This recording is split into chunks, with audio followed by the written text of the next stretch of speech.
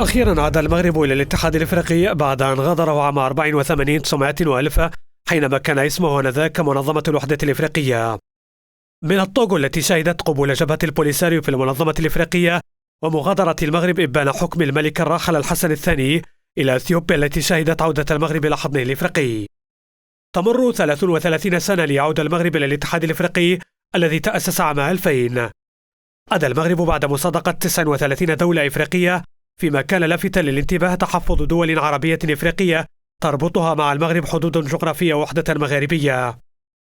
عاد المغرب ليتوي سياسته الخارجية في بعدها الإفريقي برؤية ملكية وتحركات دبلوماسية على أعلى المستويات، ناهيك عن الاتفاقية الاقتصادية والعلاقة الثنائية التي نسجها المغرب مع عدد من الدول الإفريقية بعد سلسلة من الزيارات الملكية لأزيد من 25 دولة إفريقية.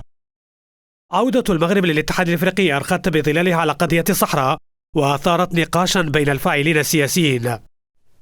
فبينما ترى جبهة البوليساريو العضو المؤسس للاتحاد الإفريقي وعلى لسان القيادي في البوليساريو محمد سالم السالك أن عودة المغرب انتصارا دبلوماسيا للبوليساريو واعترافا رسميا بها، اعتبرت بعض وسائل الإعلام الموالية للبوليساريو أن عودة المغرب نكسة لدبلوماسية الجبهة، متحدثة عن الرئيس الجديد للاتحاد الإفريقي الغيني ألفا كوندي والمفوض الجديد للاتحاد وزير الخارجية التشادي موسى فكي محمد الذي أخلف زوما القريب من جبهة البوليساريو، وهو ما رأت فيه تراجعا لداعمي أطروحتها في مقابل وصول قيادة جديدة للاتحاد الإفريقي أقرب إلى الطرح المغربي وفق ما كشفت عنه جريدة المستقبل الصحراوي.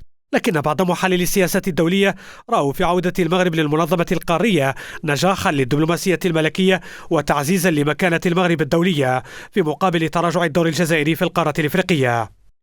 ويبقى السؤال المطروح، وبعد مصادقة المغرب على عجل على القانون التأسيسي للاتحاد الإفريقي، هل سنرى البوليساريو والمغرب إلى جانب بعضهما، أم أن عودة المغرب هي خطوة تمهيدية لإخراج البوليساريو من القارة الإفريقية؟